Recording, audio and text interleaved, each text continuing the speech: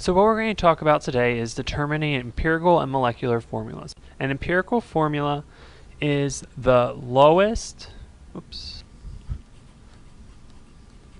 whole number ratio of elements in a compound. So in order to do this, there's a few rules we need to be able to follow. First is from a given percent, or from the masses of each element in the compound, find the moles of each element in the compound, find the moles of water in the compound if the compound is hydrated. So that's, if you look back to the video, so you could have a dot with like 3H2O on the end of it. That would indicate that it is a hydrate. So then what you're going to do is divide by the smallest number of moles to get a whole number, and then multiply by a common whole number if necessary. This is a step that you only have to do some of the time, but it's still kind of helpful to have. So let's take a look at this example here. We want to calculate the empirical formula of a compound containing 88.8% copper and 11.2% oxygen. So what we're going to do, in this problem we're given percents. What you're going to do is you're going to assume you have a 100-gram sample. So we're assuming that our sample is 100 grams. So when you have 100 grams and you have 88% of it copper, that would turn into 88.8 grams of copper and 11.2 grams of oxygen. So you could actually use any amount. Just when you use 100, it makes it easier to do the calculations because your percents are always going to add up to 100. So something that makes these problems a little bit tricky is that you actually want to carry the decimal places out pretty far, so to the thousandths or 10,000ths place through each step of the process, and then round at the end. Because we're determining a formula and we need to have whole numbers, we want to wait to round until the end. So we have 88.8 grams of copper. We're going to do a mole conversion. So we're going to use our periodic table, the molar mass on our periodic table, to figure out that 1 mole of copper has a molar mass of 63.55 grams, and 1 mole of oxygen has 16.00 grams. Now notice here we are using 16.00 because this oxygen's with copper. We are not using oxygen by itself. We do only use 1 oxygen.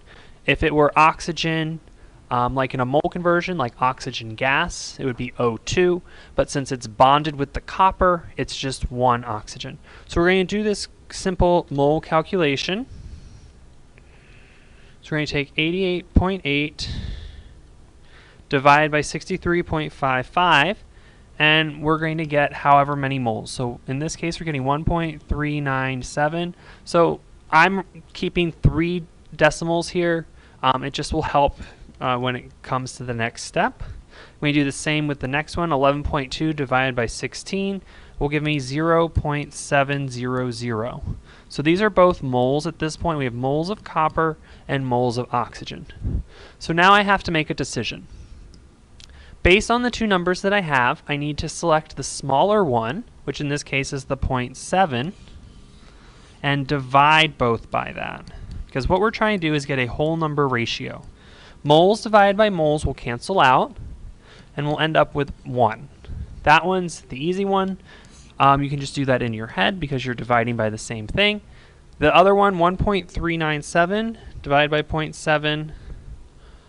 Let me put that in my calculator. So when you plug this into your calculator, you get 1.99957. So something to keep in mind here, This number is super close to a whole number. We need a whole number, so what we're going to do is we're going to say this is equal to 2.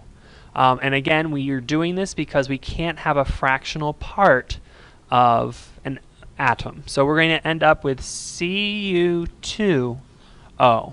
And because this is ionic, we can deduce that this is actually copper 1 oxide based on the information that we have now.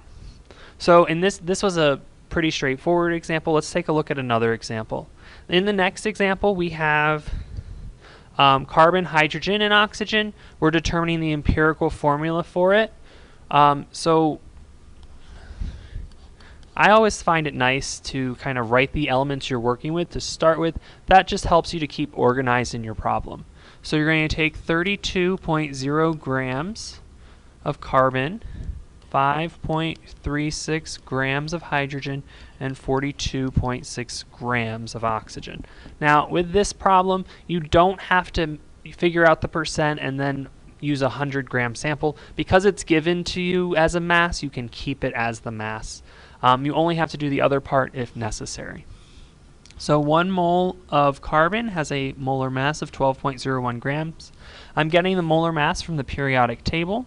1 mole of hydrogen is 1.01 grams. Again, just one hydrogen because it's part of a compound. And same for oxygen. 1 mole of oxygen is equal to 16.00 grams. So I'm going to calculate these out. And why don't you try calculating these on your own? We'll pause the video and see what you get. So these are the values you should have ended up with. We're then going to select the smallest one, which in this case is oxygen. We're going to divide them all by that. So this one is going to equal 1. The top one, it's pretty close to this. We can double check in our calculators, but I'm guessing it's going to be pretty close to 1. Yeah, I got 1.0003, so we're going to say that's 1. When I'm rounding to a whole number, it's because it is super close. It's not like I have, 1.3 or something like that. It's because it's super close to the value. And then this number, we're going to end up with 5.307 divided by 2.663. It gives me 1.992. It's one, so we're going to say 2. So now we have our empirical formula. So we have CH2O as our final answer here. So remember, we don't write 1s in our formulas. They're assumed to be there, but the 2 we do write. So we have 2 hydrogens, 1 carbon, and 1 oxygen. I usually keep it in the same order that they give it to me, but if you flip them, as long as you have the right number associated with it, it's fine. So the next thing we're going to talk about is determining a molecular formula. A molecular formula is, or abbreviated MF, is not necessarily the simple whole number ratio between the atoms. The molecular formula shows the true number of atoms in a compound. So there's 2 things that you would need for a molecular formula problem. First thing you would need would be the empirical formula. Now sometimes in these problems you'll be given that the empirical formula is CH2O, for example, like the last one, or sometimes you'll have to solve it just like we did above. And you also need the molecular mass of the compound. So when you have both of these, what you can do is you can then figure out the molecular formula. So this is most often for a covalent compound. So just to give you an example of something, so let's say we had C6H12O6. That right there is the molecular formula. So in a covalent compound, this specific compound, you have 6 carbons, 12 hydrogens, and 6 oxygens. Its empirical formula would be CH2O. So it's the simplified version of that. The molecular formula gives us more information, especially if we're using it in a mole calculation, before we go any further. So what you need to do then is figure out the multiple. The way we're going to figure out the multiple is by taking the molecular mass and dividing it by the empirical mass. And I'll show you that in an example problem.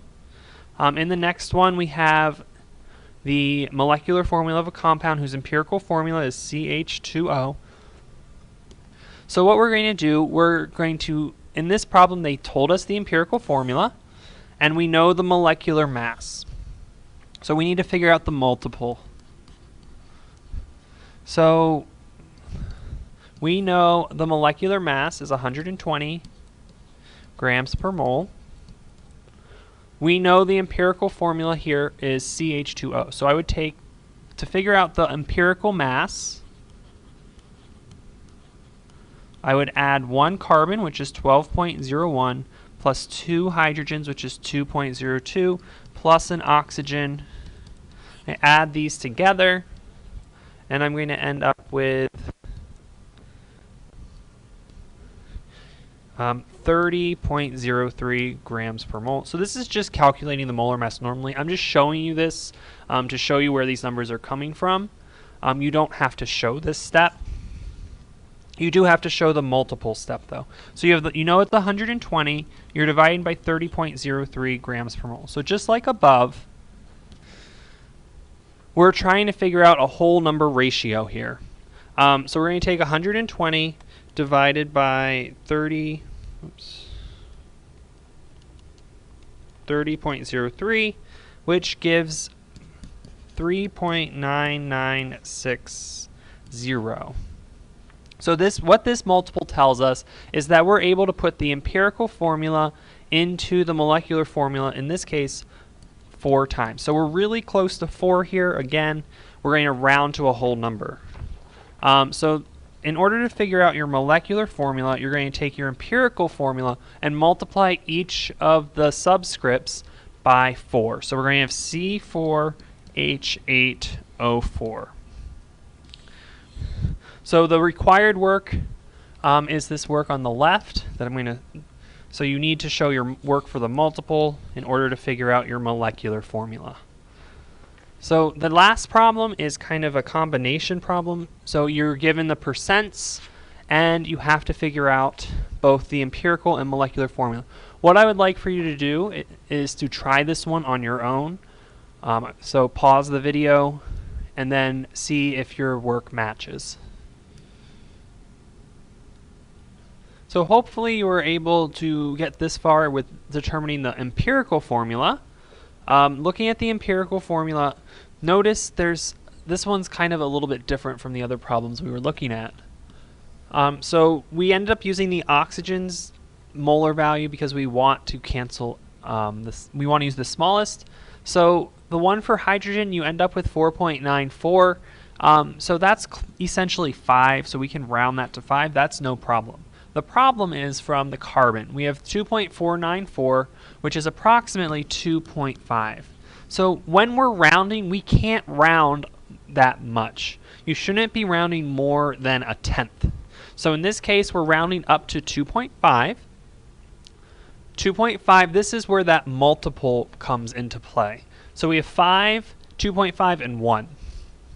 You want to kind of think of common fractions. Usually the fractions you end up with are a half, like this, which is 0.5, a quarter, or a third. So those are the common fractions that you could think of. When you have those fractions, you're going to multiply them to get a whole number. So in this case, we're going to multiply everything by 2. So we're going to end up with 5, 10, and 2. So my empirical formula is going to be C5H10O2. So we still have to confirm what the molecular formula is. So in order to do that, what you're going to do is you're going to add up the empirical mass. So we're going to have 5 carbons, 10 hydrogens,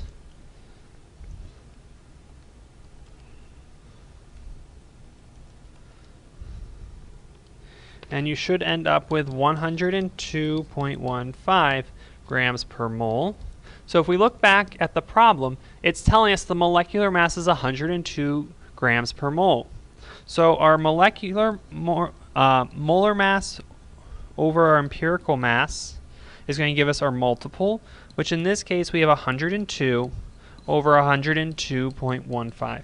You can plug this in your calculator, but this is it's going to be really close to 1. So when you have 1 as your multiple, what that means is your empirical formula and molecular formula are the same. So this can happen. It just depends on the problem. So this problem kind of showed you two unique ways to look at it in order to solve it. So then if you look on the next page, there's empirical molecular practice problems I'd like you to take a look at to practice these skills.